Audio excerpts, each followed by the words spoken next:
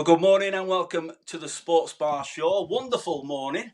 I woke up about 7:30 and there was a little bit of rain, and I thought, Brent Peters won't be able to sit outside. And, I'm sadly wrong because if I press this button, he's at lovely Westview. How are you doing? Good morning. I'm all right. How are you?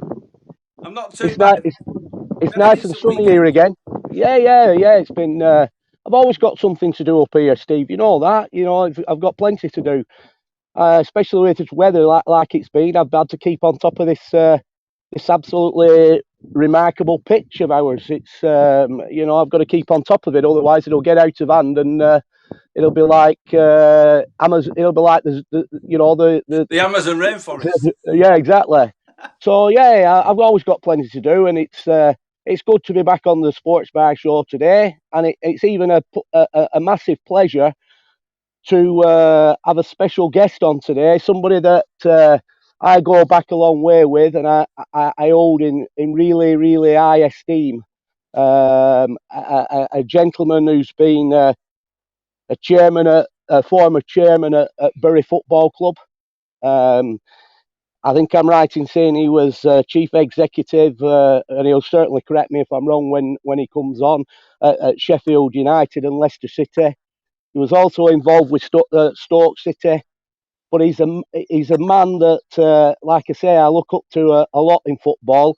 He's a terrific guy, and I'd like you to welcome Terry Robinson.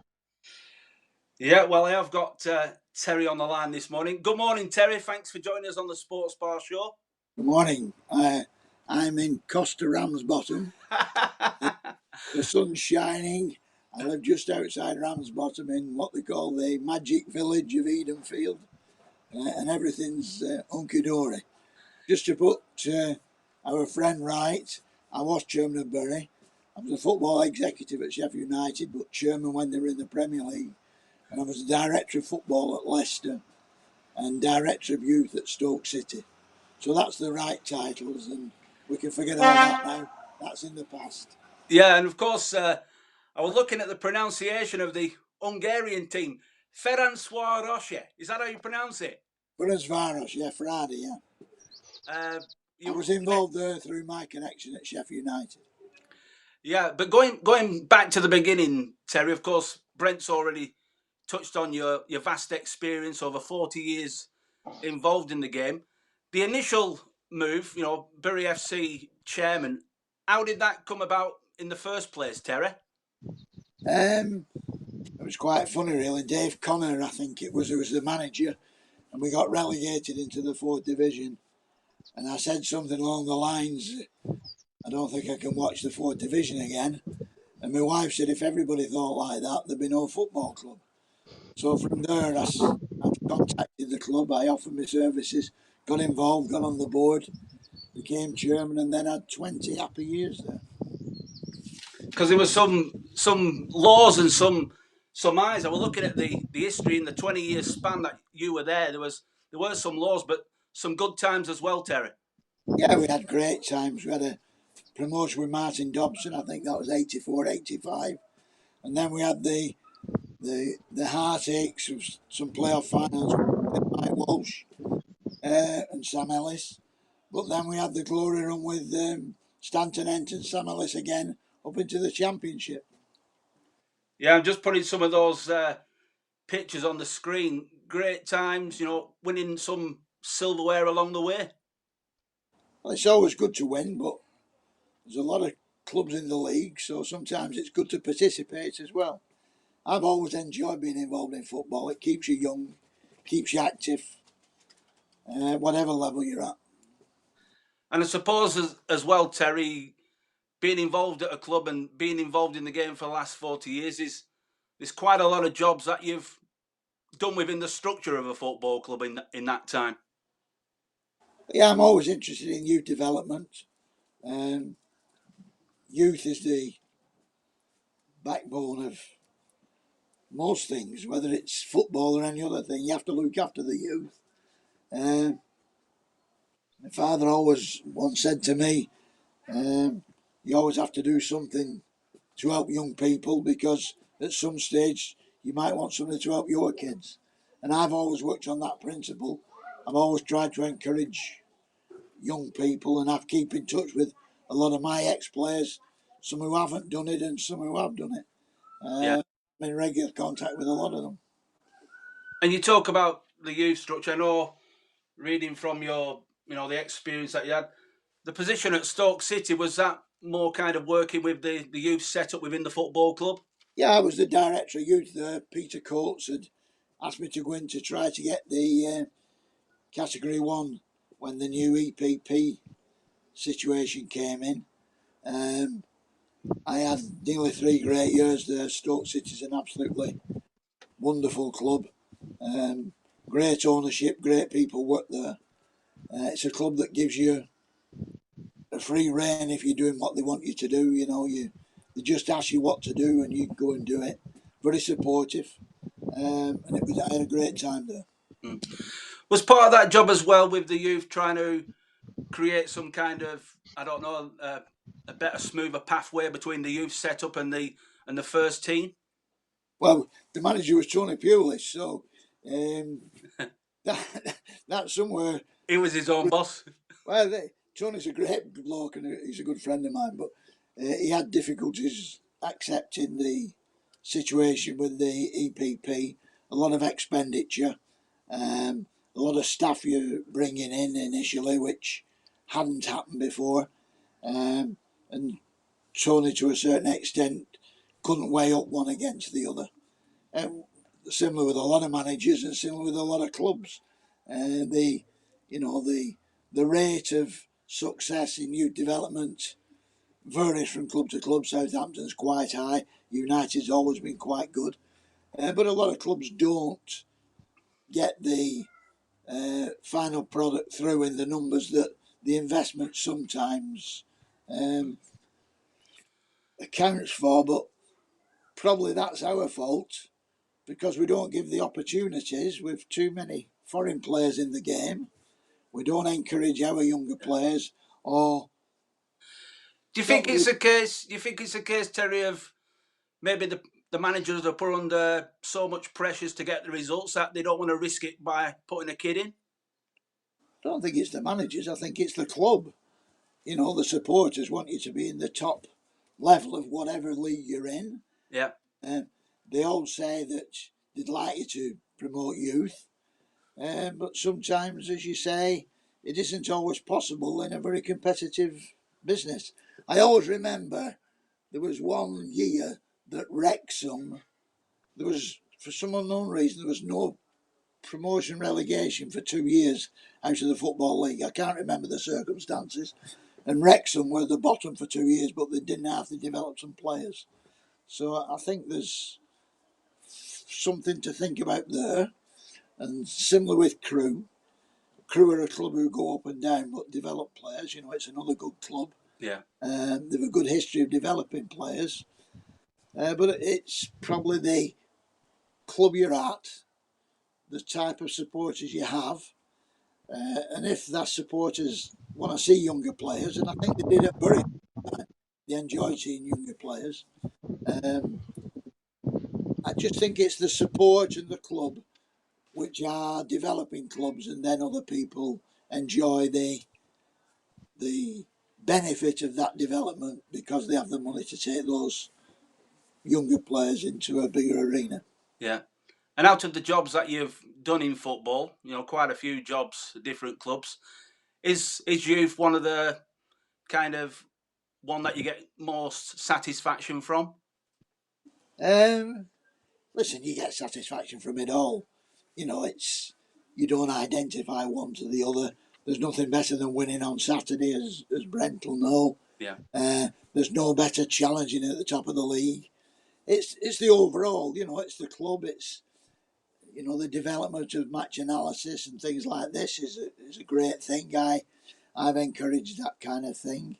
The things that like people like Ipso are putting on now, where the training people to analyse matches and do scouting, the time that's spent with developing at younger ages, which never happened many years ago. football's taken on great responsibilities, which probably were somebody else's at one time.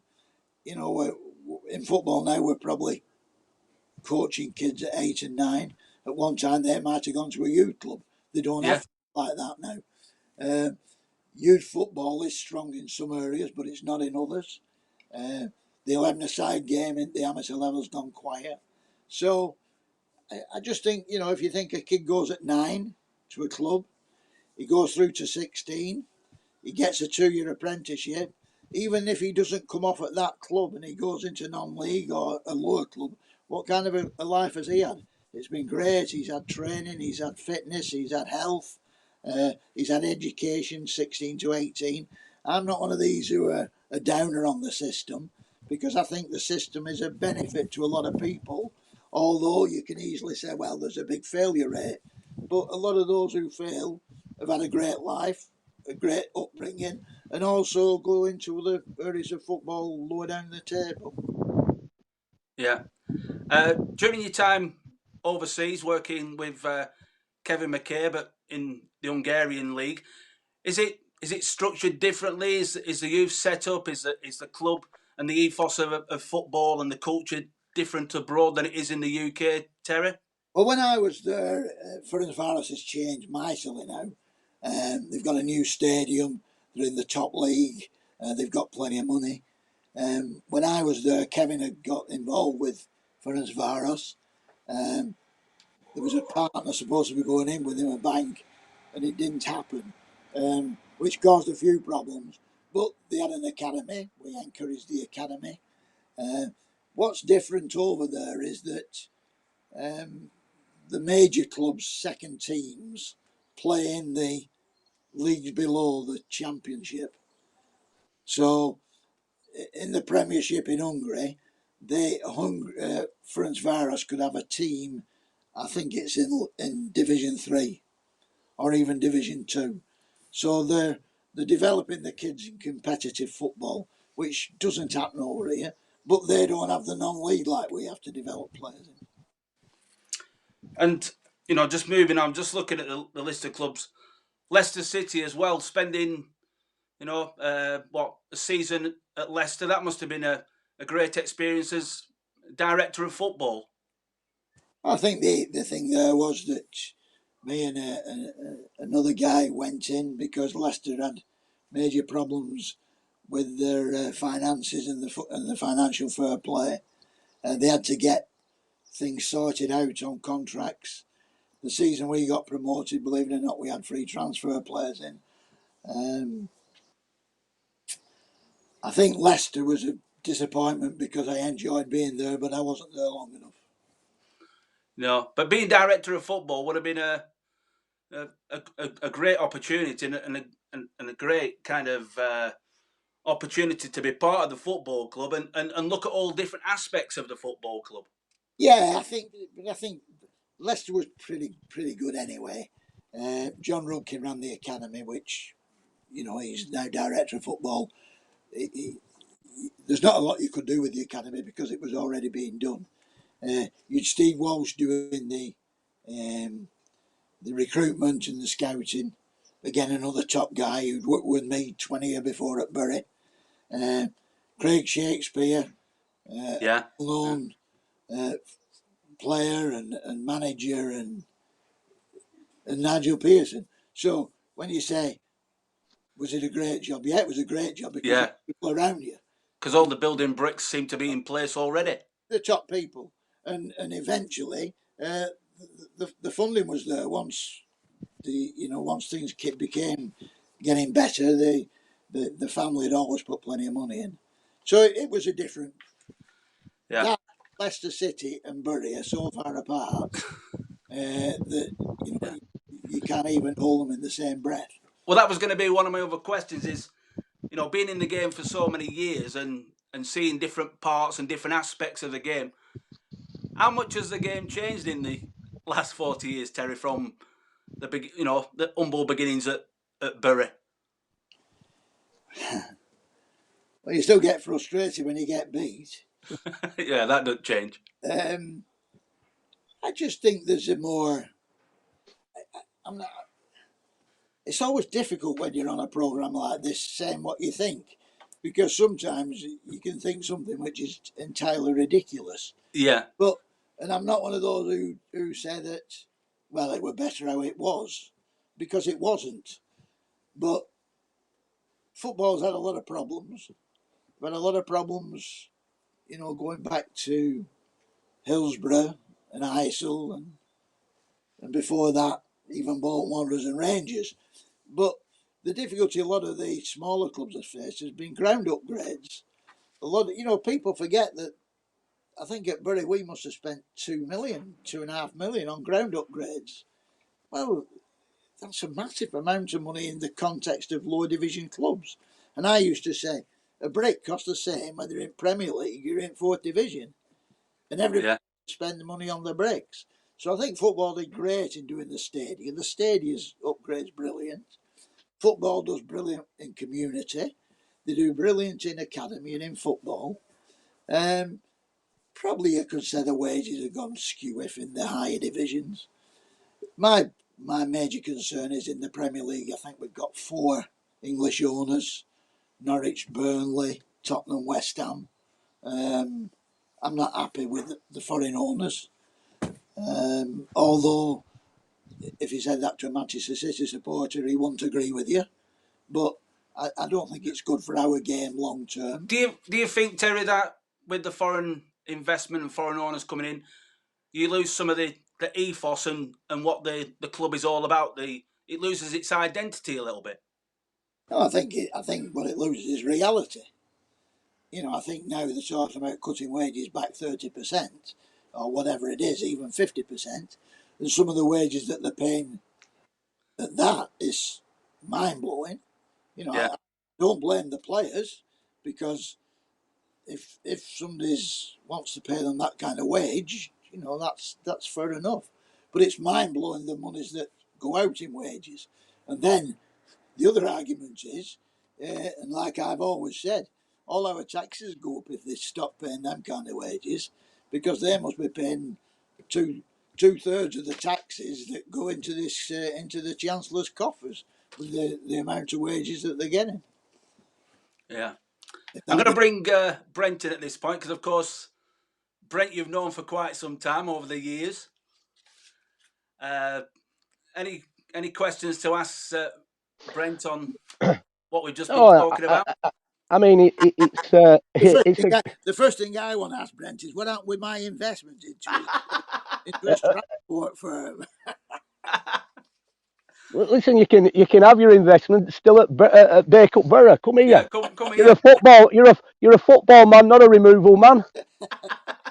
We welcome you with open arms here at Bacup. What can I say? Just listening to everything you had to say there about your insight into football at the highest level. It's remarkable to listen to what you have to say. And you're a man of intelligence, because you've been there, you've done it, you've seen it, and what more can anybody say about you? In my opinion, and I've enjoyed. In my opinion, Checks in the post, Terry. I get that you still will be involved somewhere along the line in you still have your finger on the pulse, but not at the front line. But I think a man of your talents, and you're kind of wasted. Well, I'm not wasted, because I'm working at Chorley at the moment in the conference, which is or in the National League, which is an experience and an enjoyable experience. Yeah. I'm helping out there as much as I can. Yeah, well, that's good, because, like you say, that's a different insight into what you're used to do. So yeah, it's good. And also, Terry, I always said when I finished in professional football, I'd still be involved somewhere, and that's what I mean to do. Yeah. What's the involvement with Red Strike, Terry? What is that, like a football academy? No, Red Strike's a marketing organisation. I advise them on football matters. We've done work in Vietnam and South Africa with them. Yeah. Is that interesting to to go out to those places and see how they develop Well, talent? And in Vietnam, I advised on the building, the complete build of a 30 million euro project, academy, boarding school, 6 pitches, 3 artificial, a stadium, brilliant. Swimming pool, which was quite good. It was 4 foot high all the way along, so you could do walking exercises in the pool. Gymnasiums, tennis courts, massive operation, and a 200 pupil boarding school. Brilliant. So, what kind of things do you kind of advise them on in the way that to go about creating this? Or Well, I helped in the design of it, staffed it, and went over and ran it for quite a while for them. Wonderful. We're going to move on to your first love, which was Borough FC. A lot of talking points at the moment regarding, still alive and kicking. Still an opportunity to be playing football in the future. How, taking a step back and seeing it kind of unfold over the last 18 months, couple of years, Terry, how do you see it at the moment? Difficult to talk about Bury for me. Upsetting. Yeah. You look back at what you did when you were there. We were a local club. We had local ownership. Then we had an opportunity to sell out to a guy who came from Tottenham but lived in London. We thought at that time that was the best thing to do. He helped us to build the ground. He helped us to get into the championship. But unfortunately, it didn't go right for him personally. And we had problems. I tried to sell the club for him. But the information was fed back to me by his creditors. There was a freezing order on the club, and people were trying to get money off him, and they fed the information back that they wouldn't sell it while I was involved, because they thought I'd bring him back. Right. So it was sad in the end. Neville had left, which was a major blow for me, because he was my right hand man all the time I was there. But I went. People ran it for a couple of years, and then 2002, I left about 1999, 2000. 2002, they went in admin. Nev came back, reorganised the club. I did a couple of deals which I got criticised for with them, which helped them. But it's sad talking about it. I was pleased when Stuart Day got involved, because I thought he was going to be a different type of person than it turned out to be. Unfortunately, Stuart's ambition overran his monies. I just think the wages and things like that just went to pot there. Do you think that Stuart just got carried away in the moment, and he wanted the best for Bury Football Club, but they didn't have the financial clout to do it? Well, I could only Stuart when I went there, and he was always affable. He had a. I just think he overreached himself, Carrington and things like that. It's one bloke once said to me. He said, "A sleek destroyer is better than a leaking battleship." And I think Bury got into a leaking battleship. Yeah. I'm gonna bring Brent in, because we've spoken about this on several occasions, haven't we, Brent, over the last couple of weeks on the Sports Bar Show. Yeah, I mean, it's like Terry says, it's a great shame what's happening at Gig Lane, and sometimes when it goes into, you've got to live within your means. It comes down to every level. It's like we've talked about, even here at Bacup Borough. Do I want to have a team at you know, at the top of the league and competing. Bloody right. Well, exactly. But you know, to have a team at the top of it's, you know, to have a team at the top of the league, you know, it comes with a cost.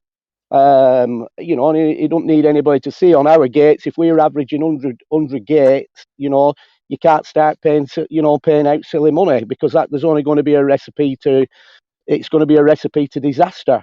So from a managerial point of view, you know, I don't like it, because you know I'm ambitious. I want success. I want to do, you know, I want the club to do well. But I've got to realise which is more important is kind of the history of Bacup Borough Football Club. You're a More custodian, important, aren't you, of the club? it, yeah, is the history of Bacup Borough Football Club more important than my ambition and where I want to be in my CV? And I'd say that, you know, without doubt, the history of Bacup Borough Football Club. So if we turn that onto Bury Football Club, it should be the same scenario. You've got to live within your means, and it obviously, you know, whilst I weren't privy to what were going on at Bury at the time, but I remember saying, because one of my ex-players was involved kind of around Bury at that time, who's sadly no longer with us, a great lad called Gary Lloyd. You know, and I used to think, and I used to say, you know, surely you can't afford to be at Carrington. It's like creme de creme. It's Rolls Royce stuff. Yeah. You I know think, what I mean? just interrupting you, when you said they can't live above the means, I think at the moment there's 20 Premier clubs who are finding out that they can't live. They're living above the means because they can't afford to pay wages when there's a bit of a downturn. Now that's all that's happened with a lot of these clubs. They get relegated, they get a lot of income, but they still have contractual obligations. Now we're finding now we've got 20 Premier League clubs with contractual obligations who can't afford to pay them because of circumstances. Now that probably means that they're living above the means. Yeah, 100%. Yeah, exactly right. Exactly. And, you know, this is where there's got to be a wake up call. I mean, you know, like Terry might disagree with me on this what I've got to say next, but you know, from somebody that's been around football league clubs and seen, I'm not talking about your Manchester Uniteds or Manchester Cities of the world, but when I'm talking about your Crews and your Accringtons and your Rochdales and your Burys and clubs like that, I think there's a lot of, you know, there's a lot of wasted money in terms of there's a lot of people involved, and for me, so that means a lot of wages when for me, you know, there's other people there that can be doubling up, so you can cut your staff back and give them a bit more responsibility. You know, I mean, it's probably changed now, but back in the day, it used to grieve me when I used to think about, you know, they'd finish training at 2 o'clock in the afternoon, and before games started, you know, in the evening, managers would be out there on the golf course. And I'd think, why me? You know, they're on decent money, these managers. Why are they going out on the golf course? They should be doing, you know, surely there's other remedial tasks that they can take on before, you know, it kind of, I just think from a business perspective, if you look at it, you know, clubs could save a lot of money. And I think even Just, at the higher level, you know, I think there is a lot of waste. just, I really do. just going back in time and talking about that, when Jim Hiley was the manager at Bury, he always had a task that he set himself in the summer, either to do the dressing rooms up because he was quite a good joiner, or to do some concreting on the terraces. And every summer while he was at Bury, he had a bit of a job to do in the afternoon. Sorry, in the summer when the season had finished, which is probably what you were saying, but Yeah, that won't that, happen. Yeah, that's quite refreshing to hear that, Terry. But like you say, it won't happen now, because I get that, you know, it always seems in football, this might change things. I think this coronavirus situation is going to change a lot of things. But I just think going, you know, football seems to have it's set in its ways. It means, you know, even if you look at the top level, you know, like, you know, the executive coaches to away games and all that, which is, you know, they can probably afford it. But then you filter down, it comes further down into the leagues, and then you see, you know, a Division Two club trying to do exactly the same as a Premier League club, and you know, and they wonder why they've got no money and they can't afford it. You know, you've got to cut your cloth accordingly. But we think, oh, well, it's the norm. You know, we have to go on executive coaches. You know, we have to have this. We have to have an £150,000 coach we have to travel on, which obviously comes with a cost. I just think the answer is you need somebody who says no, and there's not a lot of people in football who say no. Well, that was going to be one of my questions, Terry. As part of, if you're director of football at a club, what does that job entail? Is part of that job to strip it back and see what can be saved by cost cutting exercises? Well, it just depends what level of club it is. People always say the director of football role's an unknown, but it's getting a very popular position now. Director of football, a sporting director. And if you read on the courses that these lads are going on now, it's an all-encompassing education in the running a club with a responsibility on the football side. So the director of football oversees at most clubs each of the departments appertaining to the football. So yeah, the sports science will feed into him, the academy will feed into him, the physios, the medical, the younger players, the loans managers, they'll all feed into the director of football, who's like the managing director of the football side. yeah. But in other clubs, the director of football can be responsible for the ins and outs as a major part of his job. Yeah, and I suppose finance and manpower all comes under that umbrella as well. He'll have a budget which he'll have to work to. But it's a more encompassing role now, which I think is good, We're talking about the Bury situation and, Stuart Day, having difficulties at the club. He then passed on the baton to Steve Dale. Now, me and Brent spoke about it on numerous occasions. Do you think he's got, want of a better word, the shit end of the stick as regards to the way that he's being treated? Listen, you buy a club for £1, you commit to put money into it. Yeah. Whatever the background is, if you're getting something for £1, you know it's not going to be in the best of conditions. My understanding of it is that he had to put some proof of funds into the Football League. He got on the wrong side of the Football League, which didn't help him. I don't think he had to show a lot of money. I don't think the guy, and I don't know the guy, but I don't think the guy understands or understood that the Football League, if they say you have to do it, you have to do it. I think he thought either it's the beginning of a negotiation. Yeah. And it ain't the beginning of a negotiation. He's probably caused more damage to the town than anybody I know. I don't think he has any right to be there. He went into something which he said he'd sort and he didn't sort. There were probably 20 people in Bury that had gone in short term to try to sort it. But that never came in the fore. If that guy doesn't do the right thing with Bury, it'll be an absolute tragedy, because there's a support there that's eager to get back watching football. There's a ground there that's a natural stadium and a home of Bury, which is in decent condition and waiting for somebody to go back.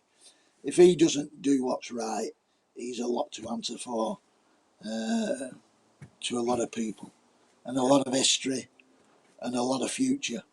And I've read what he said in the papers again, and you have to take everything, I think, with a pinch of salt. If he's looking to put a team into the National League, as it said in the paper at weekend, where's his preparation? Where's his proof of funding? All the things that he didn't do with the Football League, he'll need to get in another league. And if he can do that, why did he not do it when he were in the Football League? I have no faith in the guy at all. No. Brent, do you want to add to that? Well, that's them are powerful words, really. I mean, from an outsider looking in, I, you know what kind of supporters can be like. They can be fickle, and people say things. They read headlines and they don't read a story. And sometimes people look at an headline and then jump and form a conclusion.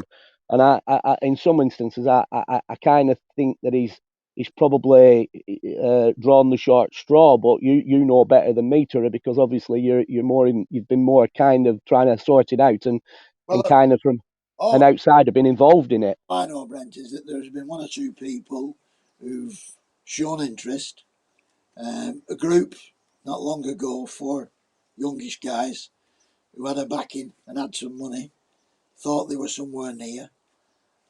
I was very hopeful that they were going to do something. There's these lads now who are forming the new Borough. You know, they're doing their best to keep it going. But our home's Gig Lane, our home's Borough Football Club, and everybody should be doing what they can to take it off Steve Dale. Dave Dale, you're right, yeah, because Sure. that's right. I mean, it's good what it's good what the Phoenix Club have done, because and I get it, because you will understand this more better than anybody. If they sat back, if anybody sat back and waited to see what happened with Bury, then nothing. There'd be no football. It'd go like a few years, and there'd be no football at all in Bury, because you've got to meet deadlines, and this is what I've tried to explain to people. There's deadlines of applying for leagues and everything else. So what's happened is the Phoenix Club have took the bull by the horn, and which is very, very good, and thought we are planning, we are going to try and get ahead, because there needs to be football in Bury. But the big question comes, and this is where I think there'll be a problem, and this is where I think that Steve Dale is going to sort his act out, and very, very quickly, is because if once Bury Football Club, as Bury Football Club, is still alive and not, the Phoenix Club won't get in any leagues. It'll have to be sanctioned by the FA, and they just won't. I spoke to people that I know in the leagues, and it can't happen, because the Phoenix Club only comes into play when the club's gone. So it's kind of a bit of a mess again at the minute, all because this probably Steve Dale is not doing the honourable thing, what he should be doing. I'm not Now, sure, not sure you're right there, Brent, because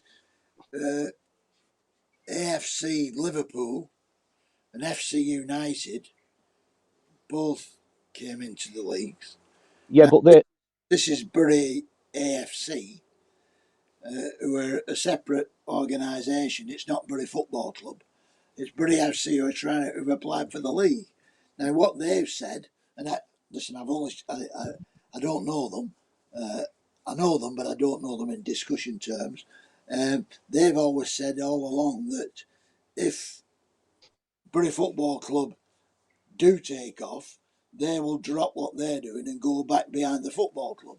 Yeah. So yeah, yeah, that's right. But what we're saying is the rules of coming in. This is the rules of anybody coming in. Because if you're not careful, you're right what you say about FC United and AFC Liverpool.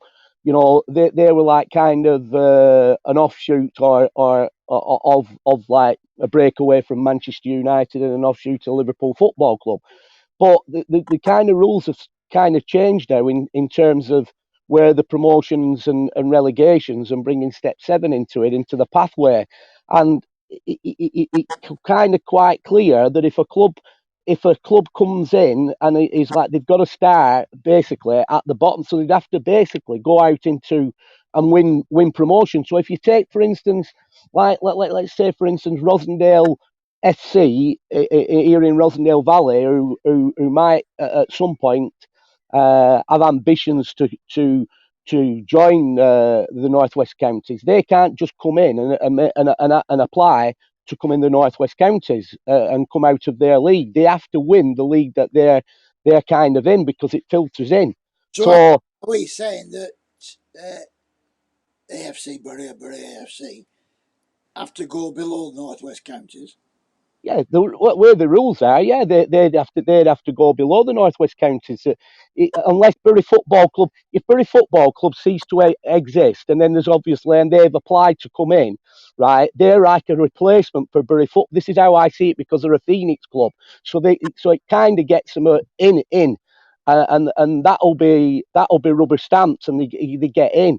The problem will be, and this is what I've been told, and I got told months ago. That's why I got in touch with you and said, if you're in touch with this guy, make sure he applies for the deadline to come in, because if he doesn't, that will just be the end of Bury completely, because they just won't get in. So he's saying now that he has applied to go in the National League, and he made that application on the deadline of 31st of March. Now, if Bury, if that's correct, and the National League are happy with that he steps down or whatever their criteria is, then I can't see the Phoenix Club being allowed, it being rubber stamped, because that means all these other clubs who are aspiring to be coming into the Northwest Counties League, say for instance, they're coming in through the back door, and kind of that's kind of not right, and that's what I'm saying. The Phoenix Club, I'm 99.9% certain, if Bury Football Club are still alive and kicking, will not get that sanction to be in. They can still be a club, they could still have the ground share at Radcliffe, but they'll have to join a league that right at the bottom, which is probably, I don't know, the West Lancashire League or the Cheshire League, and come up through that way. That's the way I understand it all. I'm not sure. I can't comment. Yeah, but I'm sure we'll find out, because. But again, if that's true what you were saying, Dale has to get his blinking thing sorted quickly. Well, that's what I mean. That's what I'm saying. He has to get it. If he's applying for the National League with no intention of going in it, he's ruining football in Bury for a second time. Correct. That's what I mean. In my opinion, that's what I'm saying. He needs to sort out, because Bury at the minute, Bury haven't been. Everybody thought that Bury were going to get wound up, and so that's when the supporters got together and rallied round, which is great what they're doing, and that were fine. But then obviously the Bury haven't been wound up. Bury are still still a company, so they're still there. They're still technically, you know better more about it than me. They're still at Gig Lane. So if Bury's still a limited company, they're still a member of the FA, and they still have some assets. Correct. So there you go. But also liabilities. So I don't see but this is where it'll all go, and this is where Steve Dale's got to get his act together, and get his act together big time, because there's got to be. It's like anything. It's like we've always spoke about on this show. There's got to be a means to an end, and you've got to plan and prepare. And how can you plan and prepare when everything's all up in the air? And in the Northwest Counties, I've accepted in principle. In principle, they've accepted the Phoenix Club in, because what's happened is they've had meetings with the FA, and the FA have basically said to the Northwest Counties League, have meetings, make sure they meet all the criterias, everything on the financials, they've got a license to play where they're playing, everything like that, which is what they've done. So it's now gone that it's been passed that they're as far as the Northwest Counties League are concerned, the Phoenix Club of Bury, AFC Bury, are eligible to come into the Northwest Counties League as far as they're concerned. Even then, though, it would have to go to the AGM, which is not happening now because of all this coronavirus. It would then go to the AGM, and then obviously at the AGM it gets voted on by the clubs that they come in. So, but that's the normal procedure. What would happen?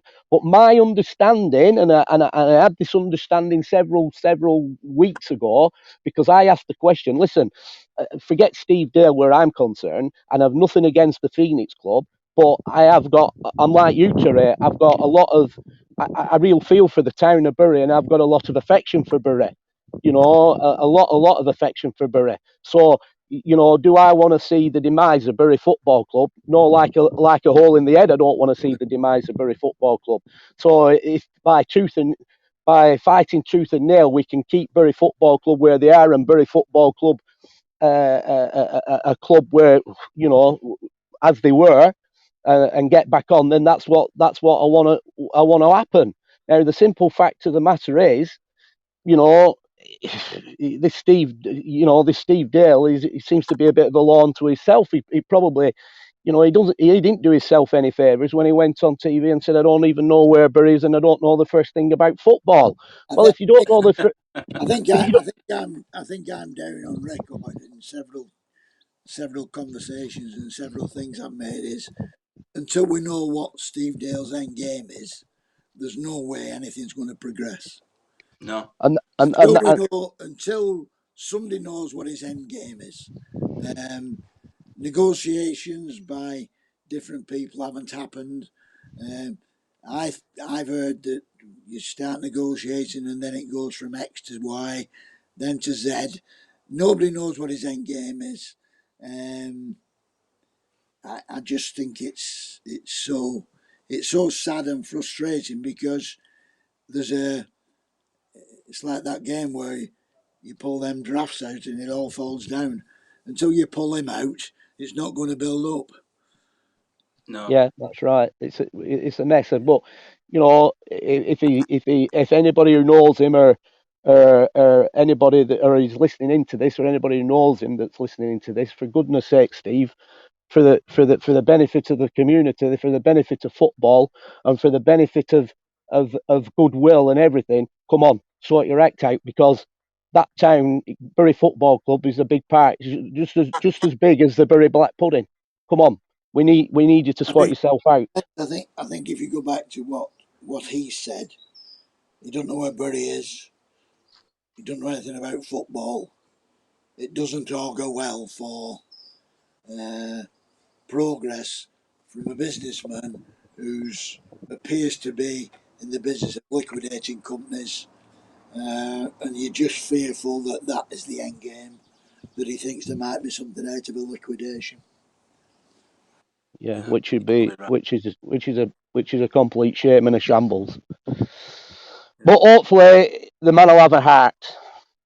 That's my final word on it. Yeah.